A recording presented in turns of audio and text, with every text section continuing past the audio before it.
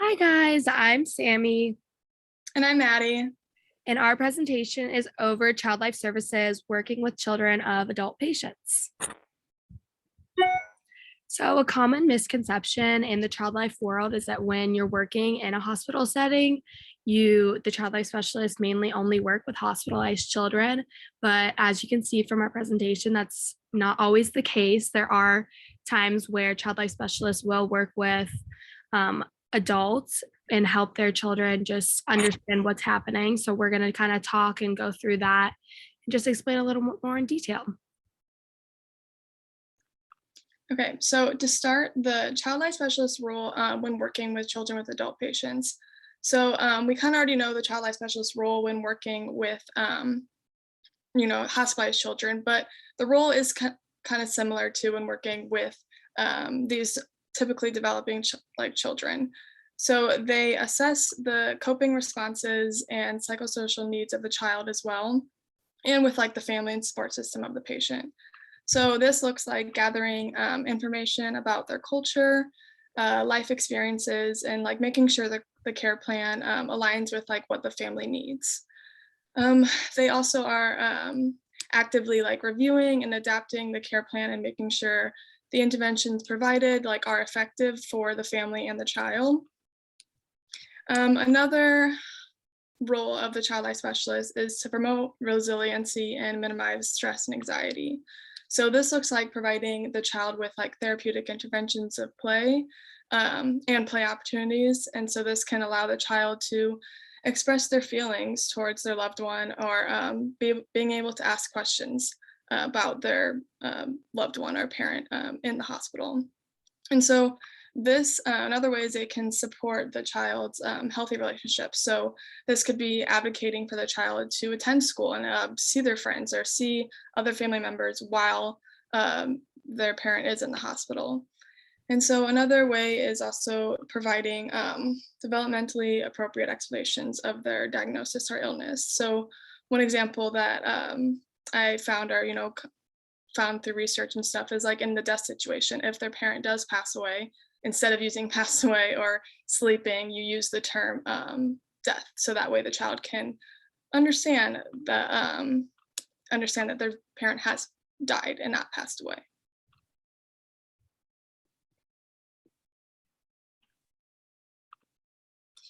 Okay, and then the next slide is how are child life services important to the adult's patient care? So through our research, through the Association of Child Life Professionals, there is a kind of huge kind of article kind of talking about why child life services are important and why they are needed in adult patients' care. So I was just going to go over a few reasons why providing child life services to the child is just as important. So the impact of an adult's life-threatening illness or injury can interfere with the caregiver's ability to support and communicate with their child. So a child life specialist can empower that caregiver to continue to support their child as long as like with the child life specialist is supporting as well. Another reason is this life-threatening illness or injury that the adult is experiencing can disrupt the child's typical growth and development. So this skill set is obviously a part of child life. And so that's why child life is important in this situation as well. Also, another role of child life is to maintain and increase the positive family functioning. And so when the parent is facing hospitalization or an illness, um, the child life specialist should help normalize the environment of and the life of the child. So that's, the school or other family members. Um, so these, sorry, I lost where I was. So, sorry, these reasons all contribute to why child life services are important to the adult patient's care. So, this aids in their care because the parent can kind of focus on how they are healing or their emotions and their stress that they're going because their child is being taken care of through the multidisciplinary team as well as a child life specialist. So yeah, that's a little bit about the importance of the adult patient's care. So, When a child life specialist is called to work with the children of adult patients, there's several different scenarios. So, a couple examples are when a child is needs diagnosis education. So, kind of depending on their age, some children may not really understand what's going on with their mom or dad or loved one and why they're in the hospital. And if they have a specific diagnosis, they may not understand it completely. So, a child life specialist job is to be able to explain their diagnosis in a developmentally appropriate way so that the child understands it and isn't scared. In addition to that, another thing is preparing the child for a hospital visit.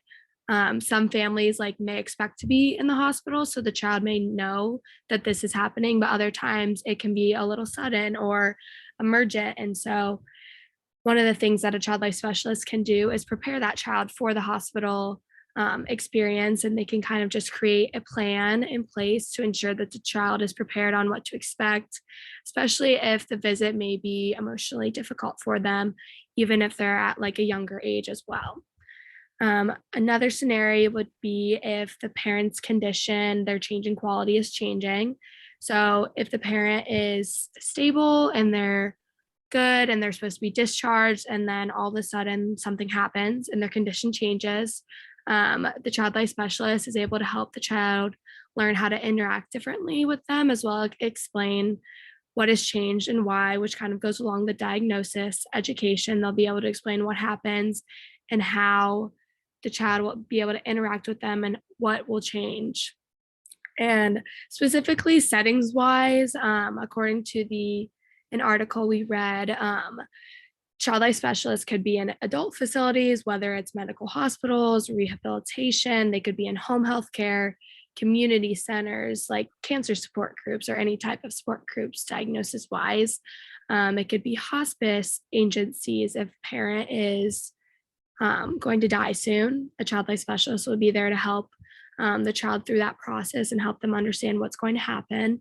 It could be a bereavement center, which is very popular as well. It could be a funeral home. It could be schools, camps. As we learned before, child life specialists are really in every different setting nowadays, not just hospitals. So, some of the interventions provided by child life specialists in this setting would be legacy building. So, if a parent or loved one is most likely going to die, a lot of families would like some legacy building just to help the child remember who they are and just create a memory that they'll remember if their loved one does die. So this just kind of helps the child process the event that's occurring, as well as just memorialize the patient and their loved one. So some examples are handprints, some hand molds, some photos, and even if the parent or loved one isn't dying, it is just a good example just to normalize things and just kind of remember that experience, because being hospitalized is not always a bad thing. It can be a good thing. So this is a great way for kids to be able to just feel normal. Another thing, as I said before, is the diagnosis explanation. So kind of depending on the severity of the diagnosis, the parent or the child life specialist will provide the explanation of their illness.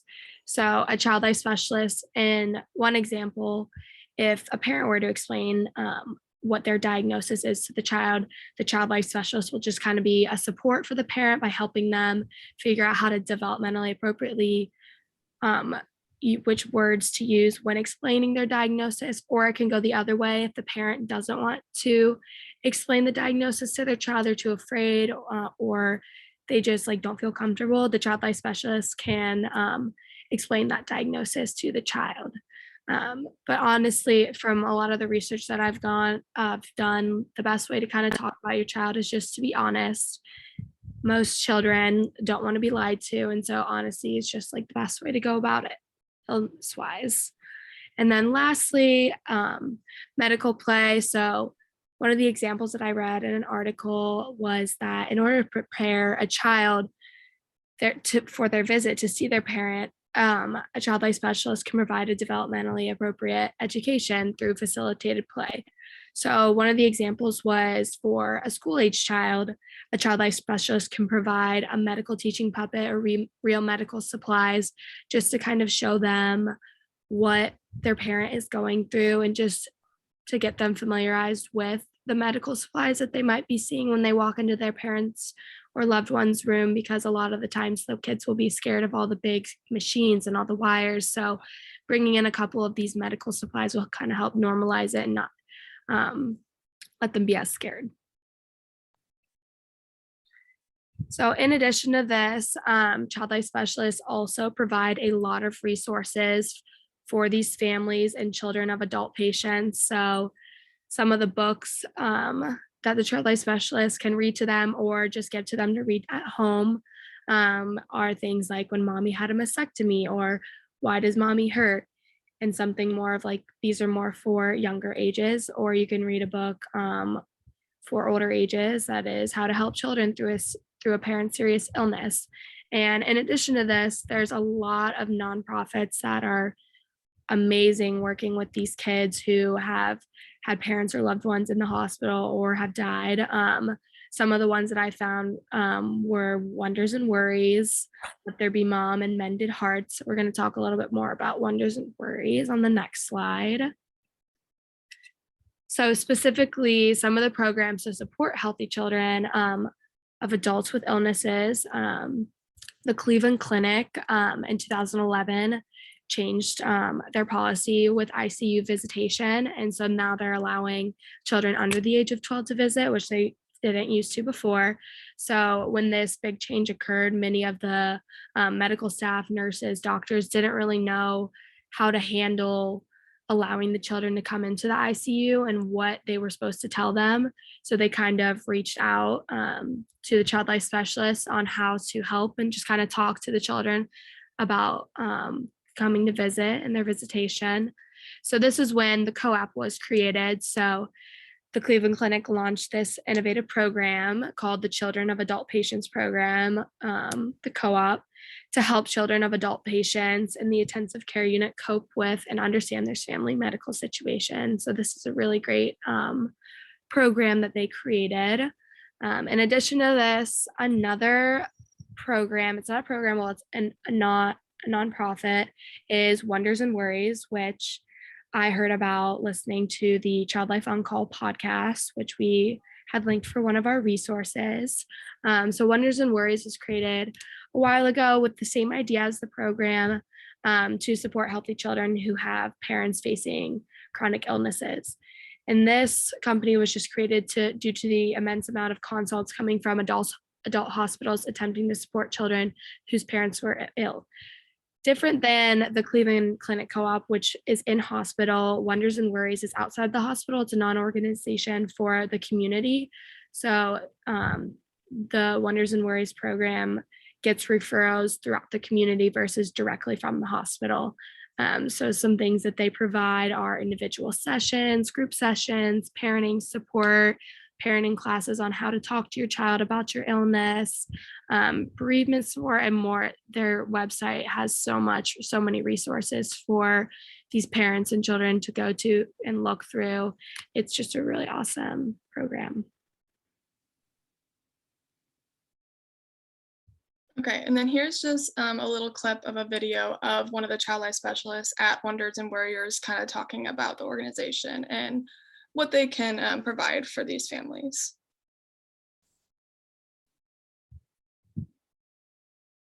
Hi, my name is Crystal Wilkins, and I'm a program director and child life specialist here at Wonders and Worries. We're a nonprofit in Texas, and we work with children ages 2 to 18 who have a parent with some sort of life-changing illness or injury.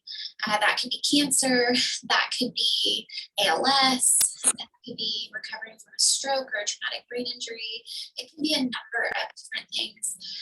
But when we know that it can have a long-term effect, either a year of treatment or a parent is struggling with speech or motor problems because of an injury, it's going to affect the children. They're going to have questions. They're going to be curious about what's going on.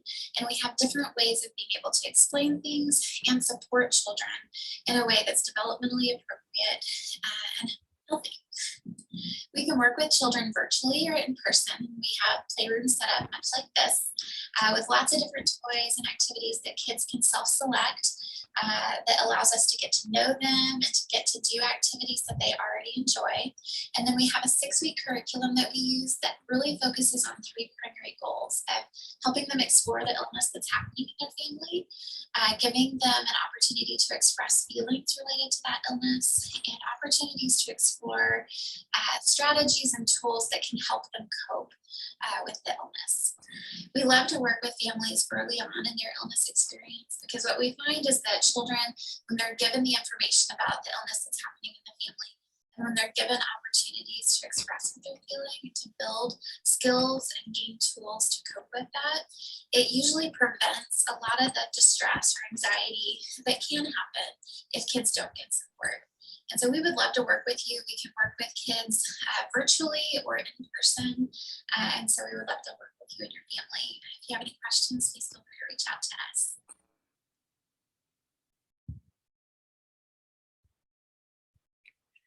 Yeah, so that was just a little clip of Wonders and Worries. It's a great nonprofit. It's a great organization. So we'd love to learn about that. And you also learn a lot more from the podcast once you listen to it. Okay, so one of our slides we wanted to include was the multidisciplinary team within the child life world and adult patients. So the multidisciplinary team is like all the staff that is working with the patient. So in this case, it's a little different because the adult is the patient. So that means the child is now a part of the multidisciplinary team.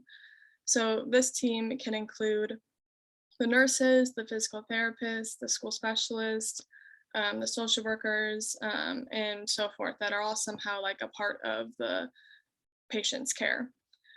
So the multidisciplinary team work together as like a well-oiled machine because they can provide the patient with the better outcomes. They can decrease like the hospital stay if the patient is like having better experiences. More communication between the staff is going to help increase the patient satisfaction. And so this includes the child because now the child is a part of this team, and so we got to make sure we're taking care of the child as well. So this could be having those child life services or making sure the child is getting some kind of schooling or getting that play that they need to help them develop, or seeing a social worker if it's in the event that both parents are in the hospital. So this team can also provide education to the remaining family or the other parent or anybody within like the team of the patient. So these could be like presentations or in-service, provide education for them as well as for the staff. And so I included just a little picture here. It's just kind of a quick representation of kind of what immediately some of the patients have interactions with, as well as like recommended team members. I wish it would have included child life specialists on there, but it didn't. But I think we all know that it does. Yeah, which I think is a huge thing that everybody knows, that child life is kind of on the outer end of the circle on the multidisciplinary team. So a good way to kind of make sure that the multidisciplinary team like knows that we want to be included is to provide them some education. And that's where the in-services and the presentations for these other people of the multidisciplinary team, that's how they know that what we are and what we do. And if they need us, that's where they'll understand and they'll be like, yeah, we need child life on this case, instead of just not knowing and kind of doing it in an incorrect way. And then, so these are the resources we found. So through the Wonders and Warriors website, like we mentioned, that they have a ton of like resources, but they also have this really great article that you guys should definitely read because it has a lot of amazing interventions and stuff that's included. And then our other resource is the Child Life on Call podcast on how to support healthy children of adults with illness. So yeah, Yes. those are our resources. That resource just goes along of the Wonders and Worries. I'm like one of the child life specialists who did create that nonprofit and piloted it at her hospital. So it's really awesome. And then here are just our citations for all of our work.